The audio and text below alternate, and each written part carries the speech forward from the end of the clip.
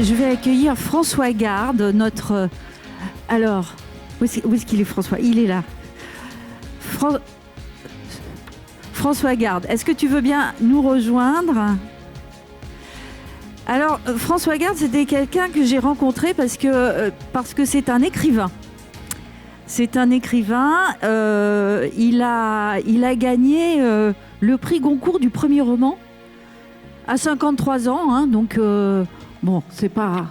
On peut dire que arriver sur le haut de la scène littéraire, pas à 20 ans, mais à 53 ans, et avec ce qu'il advint du Sauvage blanc. Et puis très récemment, il a publié l'an dernier un livre qui s'appelle « À perte de vue, la mer gelée », qui est l'histoire romancée de Pythéas de Marseille, Pythéas le Massaliote, qui découvrit, qui partit à l'assaut des mers froides. Et puis, donc on devait le recevoir dans la librairie de mon quartier. Puis donc, qu'est-ce que j'ai fait? Je suis allée sur Google, bêtement, pour voir qui était François Garde, que je ne connaissais pas du tout. Et là, j'ai découvert qu'il avait une carrière d'énarque, administrateur supérieur des terres australes et antarctiques françaises, ancien secrétaire général du gouvernement de Nouvelle-Calédonie, et quelque chose à voir avec la mer, quelque chose à voir avec le fait d'essayer de comprendre, de gérer ces espaces-là aussi, et à la fois romancier. Alors je me suis dit que on s'est dit tous, d'ailleurs, parce qu'on en a discuté tous ensemble, on s'est dit tous collectivement que sa parole ne pourrait que nous inspirer. Alors, apéro, avant de partir déjeuner, on te laisse la parole 10 minutes, et puis tu continueras tout à l'heure après le déjeuner. Merci. Amiral, mesdames, messieurs, une des choses que j'ai apprises en Nouvelle-Calédonie, c'est que quand on s'adresse à une assemblée, on doit justifier de sa légitimité à le faire. Et donc je me suis demandé à quel titre je m'exprimais devant vous, et j'ai trouvé quelques points d'entrée que je voudrais partager. D'abord, j'ai grandi à Aix-en-Provence. Cette mer Méditerranée qui nous est si chère, je la pratique, je la connais depuis tout petit, et pour moi, c'est la mer absolue. Je veux dire par là que quand je suis en Atlantique, que je vois le phénomène des marées, je ne comprends toujours pas comment ça fonctionne. Mais il n'y a pas que la marée, ou l'absence de marée, qui distingue la Méditerranée des autres océans et qui fait qu'il y a un sujet particulier. Pour ce qui nous occupe ce matin, cette Méditerranée, c'est, grosso modo, 4 mois de pression touristique intense et 8 mois de repos. Cette temporalité est importante dans la gestion de ce qui nous occupe. Et puis, c'est, pour ce qui est du nord de la Méditerranée occidentale, c'est 3 pays. Monaco, ça compte pas. L'Italie, l'Espagne. J'étais assez surpris qu'on soit étroitement en franco-français. Donc j'aimerais bien, s'il y a cet exercice est renouvelé, qu'on puisse avoir une présentation du sujet, comment il est perçu par les Italiens et les Espagnols. Et au-delà de cela, il y a une solidarité naturelle entre les pays de la Méditerranée qu'il ne faut pas perdre de vue.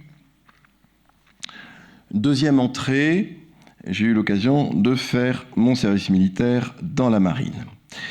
Et j'ai compris une chose, en réfléchissant à tout cela, c'est que si la première utilité de la mer, c'est d'aller chercher du poisson pour manger, la deuxième utilité de la mer, c'est de faire la guerre. Si vous ne me croyez pas, relisez l'Iliade, 600 ans avant Jésus-Christ, magnifique opération de débarquement, avec donc l'utilisation de la mer pour faire la guerre. Pourquoi je dis ça ? Ça a l'air très très loin de nos préoccupations. C'est parce que la fonction ou les fonctions militaires de la mer sont présentes même si on ne les voit pas ou si on a perdu l'habitude de les voir. Je pourrais invoquer un peu plus loin de nous la guerre des Malouines ou plus récemment la perte par la marine russe de la frégate Moskva dans la guerre d'Ukraine. Mais beaucoup plus proche de nous, il faut réfléchir sur le temps long. On est en Méditerranée, on pense à Fernand Braudel, c'est le temps long qui doit nous occuper. J'étais très frappé de voir que vous étiez tous dans un temps extrêmement court, qui est le temps d'un mandat politique, qui est le temps du montage bureaucratique d'un dossier, mais ça s'inscrit dans un temps beaucoup plus long. Encore une fois, la pression touristique en Méditerranée, c'est un demi-siècle, pas plus, sur une histoire évidemment très longue. Mais cette trace, cette présence de la guerre et de la défense, on la voit partout, les tours génoises en Corse, l'île du Levant, on pense tous aux CUNU, mais les CUNU, ça n'est que 10 ou 15% de l'île du Levant, le reste étant en zone militaire. Et imaginez ce que serait la ville de Toulon sans la présence de la marine dans le ton long et dans l'espace. Donc, le rôle militaire de la mer ne doit jamais être perdu de vue, quoi qu'on en fasse par ailleurs. Troisième point d'entrée, j'ai été, ça a été dit, administrateur supérieur du territoire des terres australes et antarctiques françaises, le plus haut poste de la République. Je pourrais me flatter d'avoir créé une taxe de mouillage à Kerguelen qui rapporte, il est vrai, assez peu, mais qui était une manifestation de souveraineté. Mais donc de 2000 à 2004, j'ai eu l'honneur de représenter la République française pour ces terres. Je vous rassure, basé à Saint-Pierre-de-la-Réunion, le climat est beaucoup plus agréable. Et j'ai pris conscience à ce moment-là qu'on ne peut pas conduire de politique publique dans quelque secteur que ce soit sans avoir une problématique environnementale. Je dis ça parce que dans les TAF, il n'y avait strictement rien en matière d'environnement. C'est grave, j'ai fait sortir le dossier de la réserve naturelle, et puis donc en 5 ans, on est passé de rien à réserve naturelle et à inscription au patrimoine mondial de l'UNESCO. On ne peut pas avoir d'action publique sans une dimension environnementale, mais je sais que je prêche des convaincus, puisque le point d'entrée dans votre sujet, ça n'est pas une problématique, ça n'est pas d'abord une problématique de gestion des espaces, c'est d'abord une problématique de préservation, notamment des posidonies. Quatrième point d'entrée, j'ai été secrétaire général de la Nouvelle-Calédonie. Je pourrais vous parler des espaces maritimes en Nouvelle-Calédonie ou de l'appropriation par les Kanaks de la mer, ça serait passionnant, mais on m'a dit que j'avais 10 minutes. Donc, je retiendrai, et la Nouvelle-Calédonie, ça fait 30 ans que j'y traîne mes guêtres avec différentes casquettes. J'en tire une chose, j'ai réalisé, à la place qui était la mienne, le transfert de la sécurité maritime de l'État et du domaine public maritime de l'État à la Nouvelle-Calédonie. Quand on l'avait imaginé au moment de l'accord de Nouméa, j'étais au cabinet ministre, hurlement au ministère de l'Environnement, et il se trouve que 18 ans plus tard, j'étais à la manœuvre pour l'organiser, hurlement des mêmes au ministère de l'Environnement, et pourtant, on y est arrivé. Pourquoi j'en parle ? Parce que moi, je suis frappé, puisqu'on m'a demandé d'avoir un regard extérieur, par l'empilement de compétences et d'intervenants sur un sujet qui n'est quand même pas d'une complexité, vu de loin, qui n'est pas d'une complexité terrible, mais vu de près, entre l'État civil ou militaire, selon à quel endroit on se place, les collectivités avec tout le millefeuille administratif, les interactions entre les uns et les autres. Bon Dieu, qu'est-ce que c'est compliqué ? Et mon expérience calédonienne me permet de vous dire, on peut faire plus simple, on doit faire plus simple, c'est une question de volonté politique et on peut faire bouger les lignes.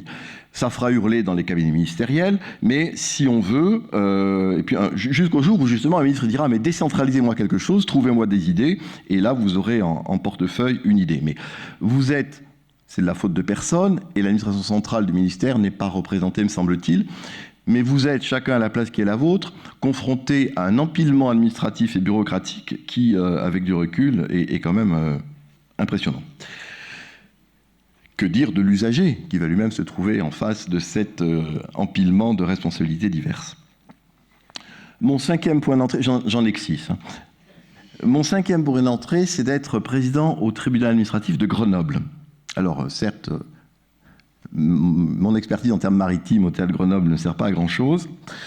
Je vous en parle parce qu'une dimension que, là aussi, moderne, contemporaine de l'action publique qui n'a pas été évoquée, mais il faut la voir toujours en toile de fond, hélas, c'est la judiciarisation de toutes ces procédures. Je veux dire par là, on ne peut pas conduire d'action publique me semble-t-il, sans anticiper le risque contentieux. Donc on développe ce qu'on a à développer, chacun encore une fois à la place où il est, mais il ne faut jamais oublier qu'il y a le risque d'un contentieux de la légalité des actes que vous serez amené à prendre, un contentieux de la responsabilité, au cas où où quelqu'un s'estime victime d'un préjudice, et l'imagination des avocats est fertile, voire un contentieux pénal, si un enchaînement malheureux peut le provoquer. Donc, ne jamais oublier la dimension judiciaire de l'action publique, c'est malheureusement quelque chose qu'il faut avoir en tête. Enfin, ça a été gentiment rappelé par Françoise, je suis écrivain. Alors, elle a parlé de mon livre sur Pythéas. Je rappelle qu'à l'époque de Pythéas, Marseille était la ville la plus importante de Méditerranée. Ou pour le dire autrement, jamais dans l'histoire, Marseille n'a eu un rôle politique et une puissance aussi importante que 300 avant Jésus-Christ. Pythéas était un intellectuel extraordinairement respecté pendant toute l'Antiquité grecque et romaine. Jamais Marseille n'a produit quelqu'un qui a aussi profondément et aussi durablement marqué les esprits de son temps. Cherchez-en un autre dans les 20 siècles qui ont suivi, vous n'en trouverez pas. Mais en tant qu'écrivain, moi, mon métier, mon outil de travail, c'est les mots. En tant que magistrat aussi, d'une certaine manière, mais c'est les mots, essayer de travailler sur l'imaginaire. Et ce qui me frappe beaucoup dans les affaires dont vous vous occupez, c'est le décalage ou la difficulté de faire se correspondre des responsabilités opérationnelles qui sont celles des uns et des autres ici, et puis l'imaginaire de la mer. L'imaginaire de la mer qui est construit sur un imaginaire de liberté de déplacement, absence de frontières, liberté de tous les trafics, pourquoi pas, liberté de faire ce qu'on veut. Et voilà que cette liberté qui est fondamentale dans l'imaginaire des marins vient être grignotée par d'obscurs technocrates, élus ou pas élus, qui pour de bonnes ou mauvaises raisons nous empêchent de faire ce qu'on veut. Là où on veut, on est tout le temps emmerdé à terre. En mer, on doit pouvoir faire ce qu'on veut. C'est pas ma revendication, mais c'est un imaginaire très largement partagé auquel vous heurtez nécessairement, ça a été dit dans diverses interventions. Et je ne vous invite pas à faire appel à un écrivain dans vos comités de pilotage, un sociologue ou un anthropologue serait peut-être plus utile, mais je vous appelle à ne jamais oublier de prendre en compte cet imaginaire de la mer qui a son enracinement dans l'histoire, dans les littératures, dans les arts, qui est partagé par tout le monde, surtout par ceux qui n'y connaissent rien, qui n'ont jamais navigué ou qui ont mal navigué. Mais si vous ne le prenez pas en compte, le message aura beaucoup de mal à passer. J'étais frappé d'ailleurs d'entendre que vous parlez, et c'est normal, c'est notre vocabulaire bureaucratique, vous parlez des usagers. Quel vilain mot. Vous aurez pu parler simplement des marins. Et si vous remplacez un mot par un autre, vous voyez que toute la force de l'imaginaire que ça déclenche. Je vous remercie. Merci beaucoup. Merci beaucoup François. Donc, on te retrouve à 14h15. Oui, parce que j'ai pris des notes ce matin, vous allez voir cet après-midi, ça sera mieux. Donc voilà, donc tu nous referas une intervention qui certainement nous inspirera. En attendant, rendez-vous autour du buffet et parmi les stands. Et on se retrouve ici à 14h15. À tout à l'heure.